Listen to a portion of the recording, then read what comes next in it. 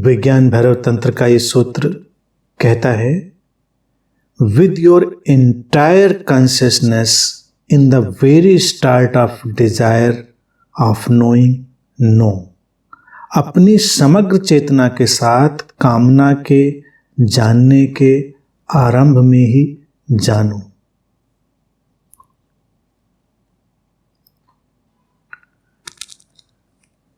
मैंने हमेशा ये बात रिमाइंड करवाई है, स्मरण दिलवाई है कि विज्ञान भैरव तंत्र के सूत्र ऐसे ही हैं जैसे एक माला पिरोई गई है। पहले जो सूत्र निकला है, अगला सूत्र उसके साथ संयुक्त होता है, जुड़ा हुआ होता है किसी न किसी फॉर्म में। तो ये सूत्र जो अब कह रहा है कि किसी कामना के जानने के प्रारंभ में अपनी समग्र चेतना के साथ जानो। तो चेतना का अभिप्राय हमने समझ ही लिया, हमारे भीतर की वो अदृश्य और अभौतिक शक्ति, हमारे भीतर की वो मूलभूत सत्ता जिससे सब कुछ संचालित होता है, पूरा जीवन संचालित होता है, वो। और मूल बात है समग्र चेतना से, इंटायर कॉन्शियसनेस, आधे अधूरे नहीं।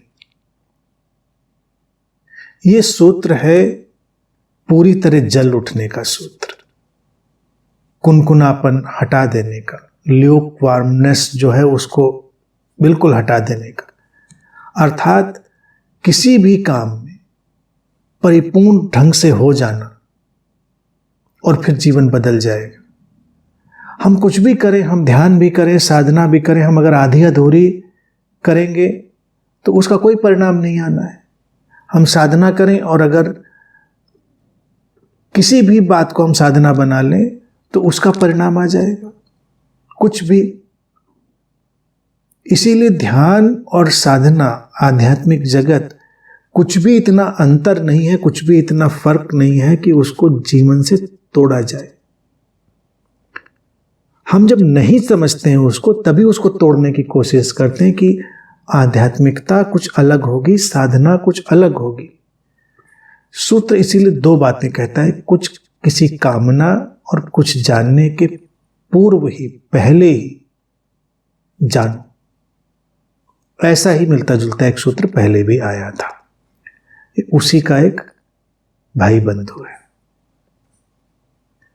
क्यों जानने के पहले की या कामना के उठने के पहले की ही बात सूत्र कहता है?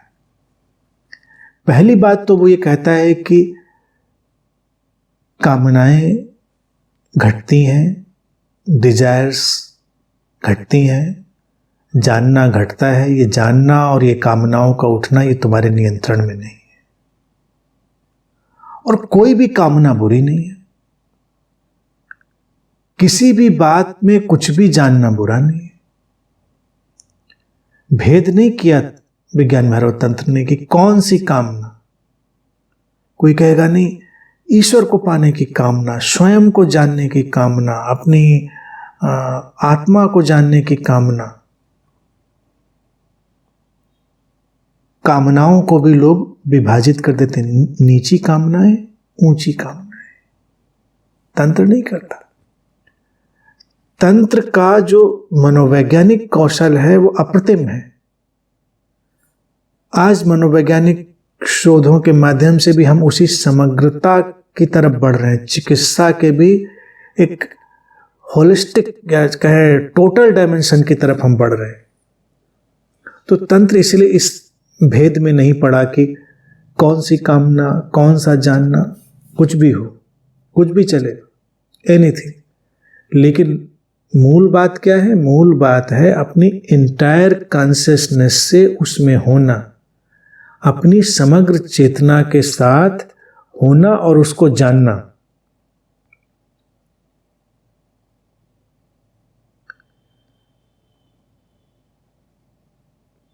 कामना या जानना घटे और हम वहां पर उपस्थित ना हो पूरी तरह, तो हम आंशिक रूप से उनके साथ चलें तो कई बार वही पीड़ा बन जाती है। डिजायर्स की जो तकलीफ है, पेन है, वो व्यक्ति क्यों महसूस करता है? वो इसलिए महसूस करता है क्योंकि जब कोई कामना आई, अच्छी या बुरी कैसी भी, और उसमें व्यक्ति पूरी तरह नहीं था, तो उसको ऐसा लगा कि डिजायर्स या कामनाओं ने ही उसको ड्रैग कर लिया, उसको घसीट लिया। कुछ जानना घटा, कोई भी नोइंग, और वहां पर वो व्यक्ति पूरी तरह नहीं था, तो वो नोइंग आधी अधूरी सी रह जाती है, उसमें और की गुंजाइश बनी रह जाती है।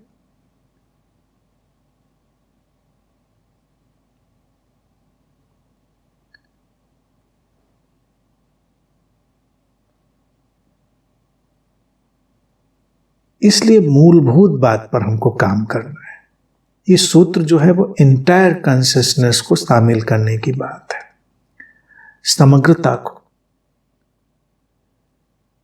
जैसे जैसे जानेंगे वैसे वैसे ही विभाजन गिरेगा, हमारी बातों से गिरेगा। देखिए, अच्छा, उसका प्रयोग के लिए आप कोशिश ये करिए, अपने शब्दों से गिराइए, उसको भाषा से गिराइए। पहले अपने जीवन में भाषा में निंदा से रुकिए, जो कड़वाहट है सबके प्रति उससे रुकिए, किसी भी बात को अच्छा बुरा कहने से रुकिए, थोड़ा ठहरिए। धीरे धीरे भाषा से हटेगी, फिर समझ में चीजें आएंगी, फिर वो विभाजन का जगत जाएगा। अगर हम अपनी पूरी इंटेंसिटी से, पूरी इंटायर कॉन्शियसनेस से, परिपूर्ण चेतना से, यानी कि हमारी जो पूरी अंदर की बीइंग है, उससे हम ठहरते हैं किसी कामना के जागने के साथ ही, उसके पहले ही, तो कामनाएं और जानना एक अलग ही रूप ले लेते हैं। वो फिर हमको खींचते नहीं, हम उनके द्वारा घसीटे नहीं जाते, हम उनके माध्यम से जागृत हो जाते हैं। क्योंकि इतना ज्यादा समग्रता से हम वहां पर उपस्थित हो गए कि फिर जो कामनाओं या जानने की मूलभूत घटना होगी वो घटेगी, जो नहीं घटनी होगी वो नहीं घटेगी। रूपांतरण की एक नई धारा हमारे जीवन में प्रवेश करेगी। इसको हम देख पाएंगे। अच्छे बुरे का विभाजन नहीं, यहां तक कि तुम्हारे अंदर किसी की हत्या करने का भी कामना उठ गई कि इसको मार डालेंगे। तंत्र कहता है पूरी तरह, पूरी इंटायर कॉन्शियसनेस वहां पर ले आओ, अपनी संपूर्ण चेतना। कौन जाने ये किसी की हत्या का विचार और तुम्हारी संपूर्ण चेतना अगर उधर की तरफ दौड़ गई तो अचानक जीवन की निस्सारता का, क्रोध की निस्सारता का, मरने मारने की व्यर्थता का बोध घट जाए।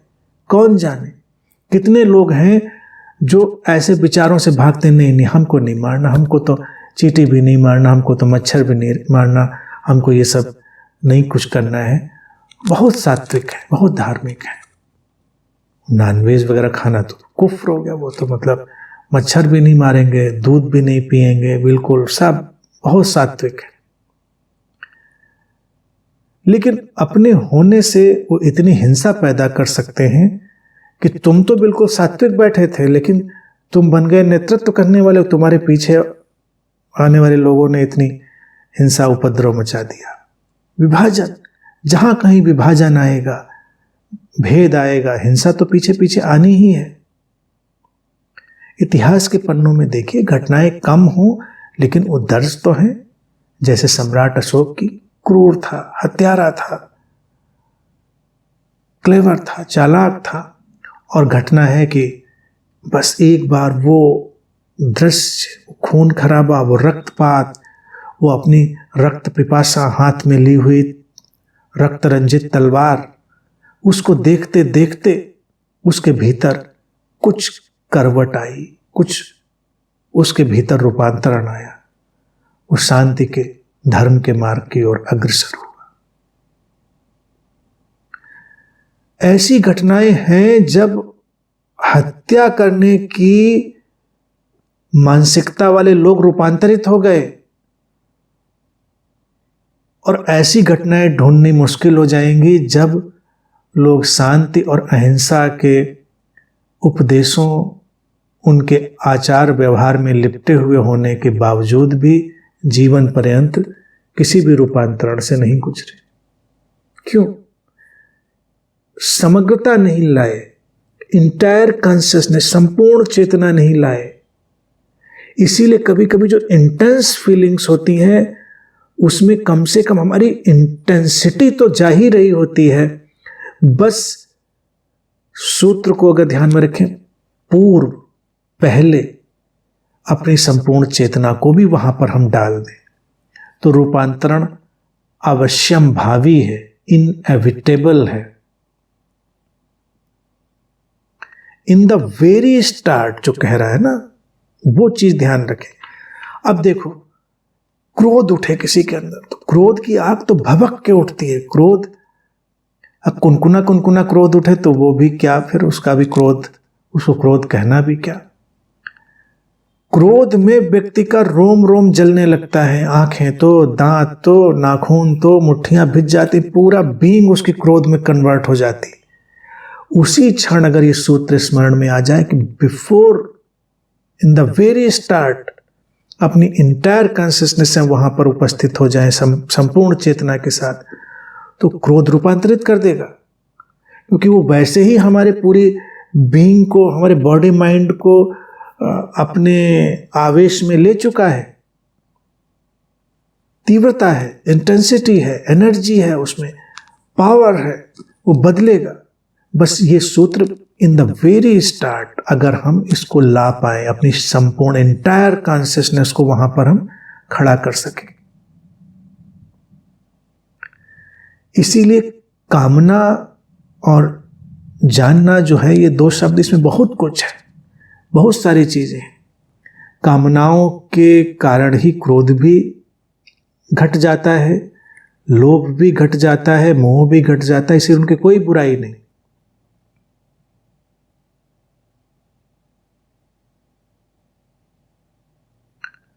कोई लोभ की वासना पकड़ गई हो हमको, कामना प्रचंड रूप से, हम बिल्कुल उसके गिरफ्त में हों और हम संपूर्ण चेतना के साथ इन द वेरी स्टार्ट, उसके प्रारंभ में ही अगर ठहर जाए, रूपांतरण आने लगेगा।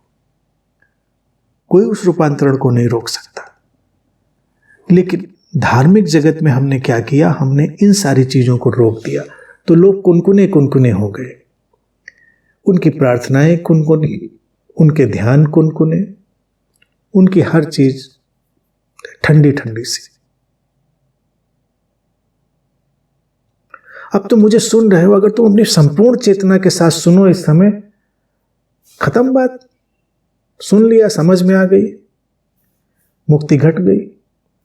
लेकिन सोए सोए सुन लेते हैं, आज इंटायर कॉन्शियसनेस कहाँ, चार टुकड़ों में, उधर टीवी चल रहा है, उधर वो किचन में खाने की तैयारी चल रही है, इधर ये चल रहा है, उधर वो चल रहा है, प्लानिंग चल रहा है। अब इधर तो ऐसे सेशंस में देखिए सुविधा भी, हमको पता भी नहीं क्या चल रहा है पीछे, हम इधर बैठे हैं, वो अपना कोई रजाई के अंदर पड़ा सुन रहा है, तो कोई कुछ और करते हुए, खाना भी साथ ही में खा लेना है, इंस्ट्रक्शन भी दे देना है, और मतलब सब काम कर लेने हैं, सारी चीज़ें।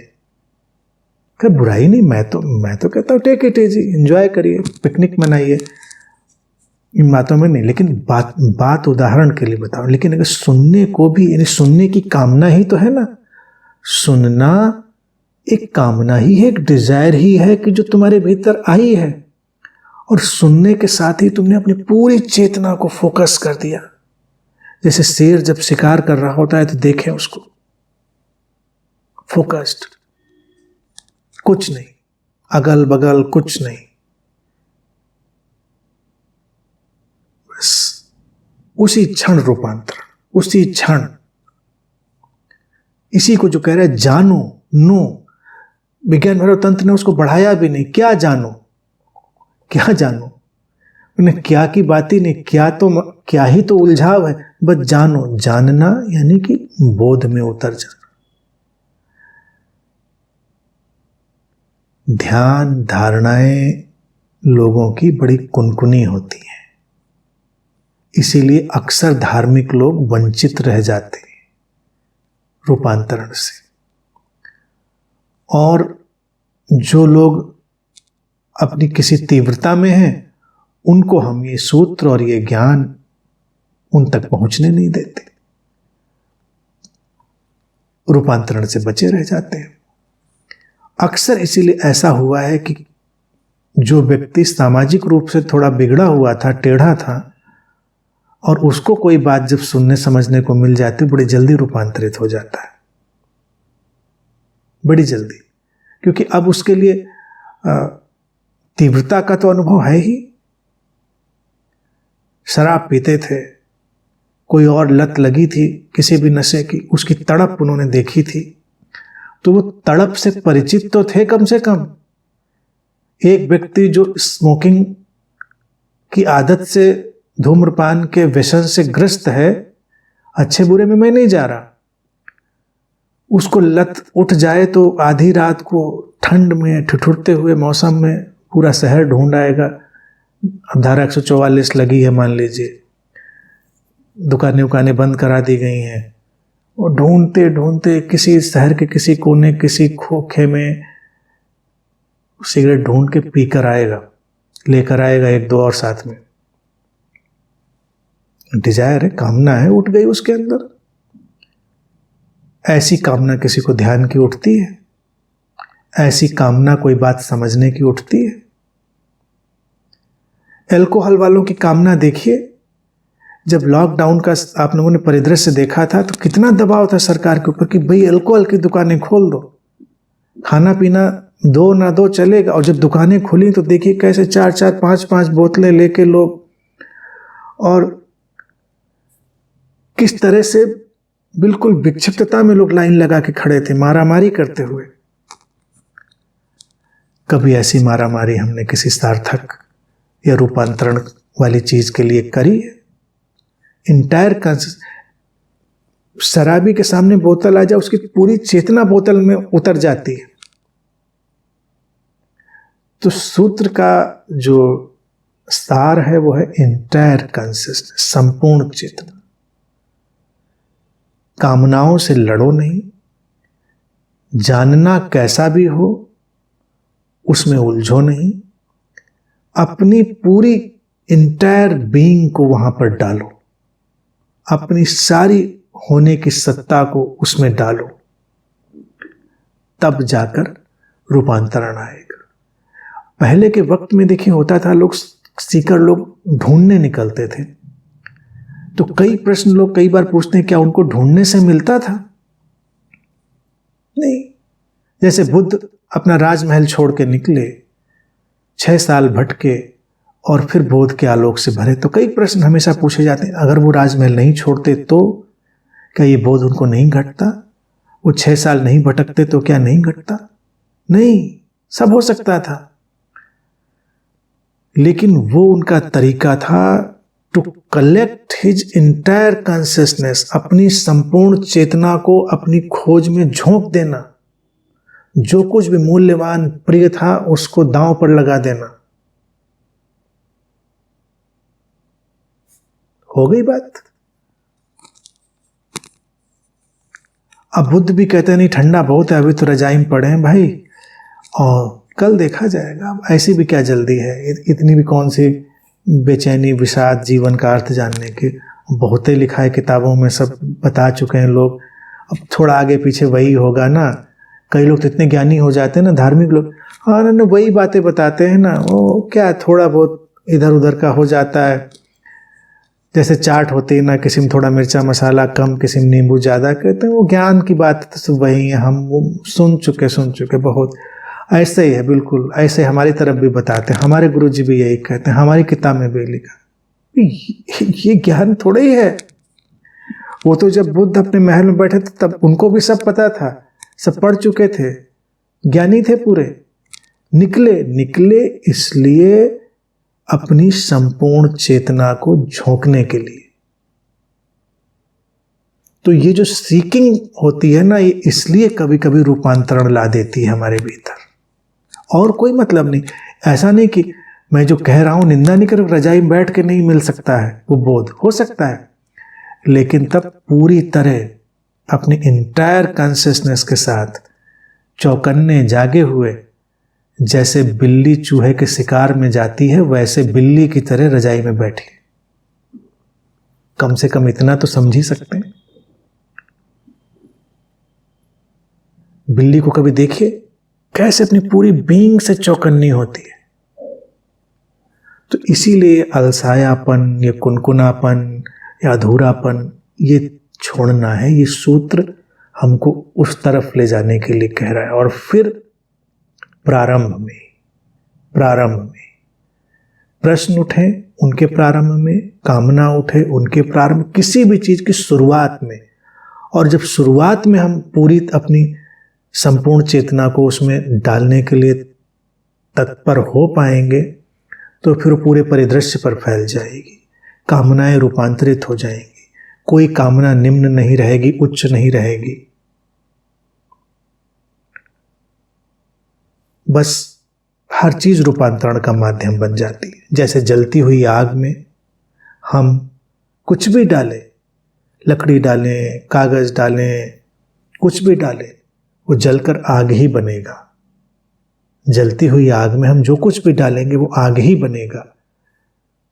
इसीलिए जब हमारे भीतर संपूर्ण चेतना की आग जल उठती है तो कामना कुछ भी हो, लकड़ी हो, कागज हो, प्लास्टिक हो, भूसी हो, कंडा हो, कूड़ा हो, सब जलेगा और आग में बदलेगा। आग है वही विशुद्ध, ऊर्ध्वगामी, ट्रांसेंडेंटल जीवन, विमुक्त, आलोकित, निर्भर करने वाला जीवन, रूपांतरण से भरा जीवन। तो अपने भीतर संपूर्ण चेतना की आग जलाएं, उसमें कामनाएं, जानने की तमाम बातें, वो सब धीरे धीरे समिधा बन जाएंगी। और पारंपरिक अर्थों में देखा जाए तो यही एकमात्र यज्ञ, एकमात्र हवन है। अपनी संपूर्ण चेतना की आग को जला देना। आग में को डालने के पहले ही आग जलानी पड़ती है, डालने के बाद नहीं। तो आग जली, फिर उसमें कामनाएं आए, उनको देखो, ज्ञान उठे, उसको देखो, सब धीरे धीरे सब रूपांतरण, पूरा जीवन फिर रूपांतरित हो जाएगा।